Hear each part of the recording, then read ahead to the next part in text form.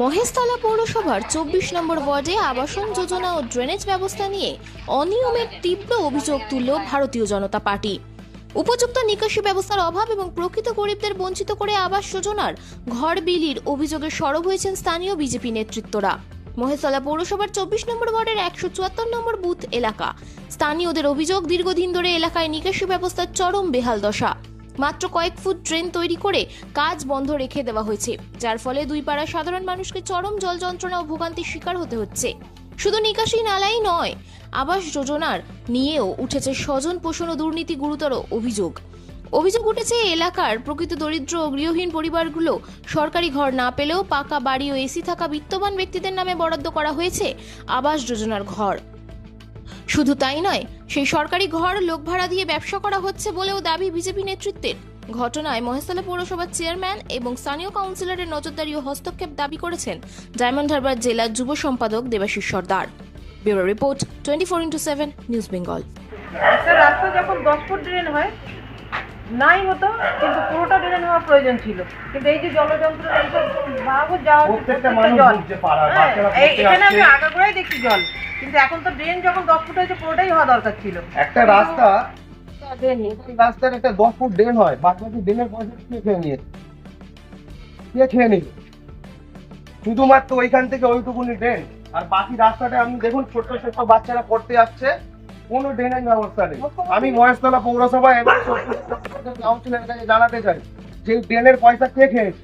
একটা drain sanction হয় কি ১০ ফুট, একটা রাস্তার সাথে ড্রেন স্যাংশন হয়, সেখানে এই রাস্তায় ড্রেন আপনারা দেখবেন দূরে, আমি দেখাচ্ছি জায়গাটা, ওখানে দেখান, ওইখানে মাত্র ১০ ফুট ড্রেন আছে। এই রাস্তাটা মাত্র যেখানে শুরু হয়েছে সেখানে ১০ ফুট ড্রেন, আর বাদ বাকি রাস্তাটার হাল দেখুন, কোনো জায়গায় ড্রেন নেই, কোনো জায়গায় ড্রেন নেই। আর আরেকটা কথা, আমি এখান থেকে মেসেজ দিচ্ছি, মহেশতলা শিল্প সমন্বয়ের নামে মমতা ব্যানার্জির বানানো চোর ডাকাত শিল্পীদের যে বিজেপি দলে নিয়োগ করার চেষ্টা করছে, এটা আমরা হতে দেব না। এই খুন দিয়ে বিজেপিকে দলে এনেছি, পশ্চিমবাংলায় এনেছি।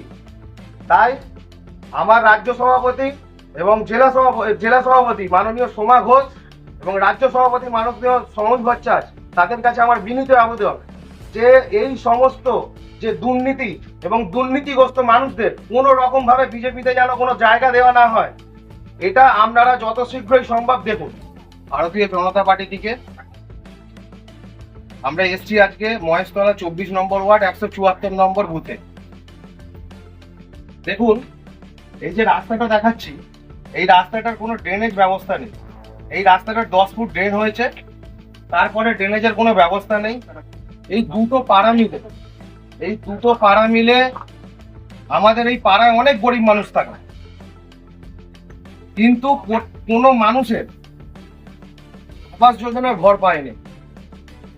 এই ২৪ নম্বর ওয়ার্ডের ১৭৪ নম্বর বুথে কটা মানুষ আবাস যোজনার ঘর পেয়েছে আমি জানি না, কিন্তু আপনাদের সামনে দেখাচ্ছি যে টিএমসি পার্টি করার দরুন নিজের ঘর থাকা সত্ত্বেও কিরম ভাবে আবাস যোজনার ঘর করা হয়েছে, এটা আপনাদের সবার সামনে দেখাচ্ছি।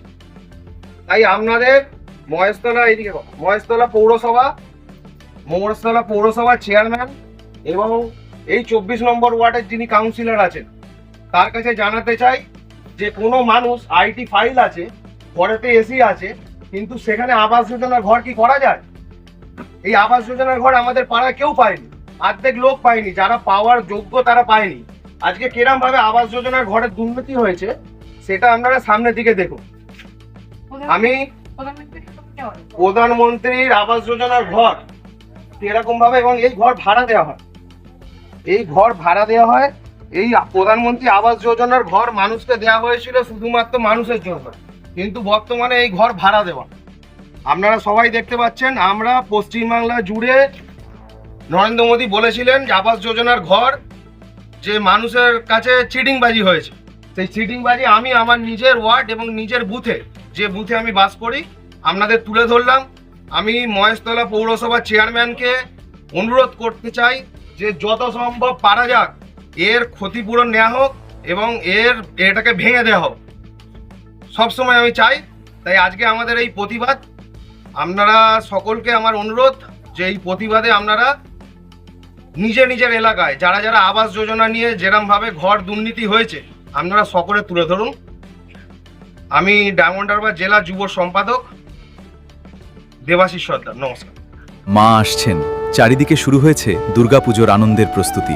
নতুন পোশাক, উৎসবের আনন্দ আর পরিবারের হাসিতে ভরে উঠবে অসংখ্য ঘর। কিন্তু আমাদের সমাজের অনেক অসহায় শিশু এবং বৃদ্ধ বাবা মায়ের কাছে এই আনন্দ এখনো অধরা। তাদের মুখেও ফুটতে পারে পুজোর হাসি আপনার সামান্য সহযোগিতায়। এই শারদোৎসবে মাতৃশক্তি সম্মান উদ্যোগ নিয়েছে অসহায় শিশু ও বৃদ্ধ বাবা মায়েদের হাতে নতুন পোশাক তুলে দেওয়ার। আপনিও আপনার সামান্য অংশ বাঁচিয়ে একটি শিশু অথবা একজন বৃদ্ধ বাবা মায়ের নতুন জামার দায়িত্ব নিন। আপনার ছোট্ট সহযোগিতাই কারো জীবনের সবচেয়ে আনন্দের পুজো উপহার হয়ে উঠতে পারে। আসুন সবাই মিলে ভাগ করে নিই পুজোর খুশি।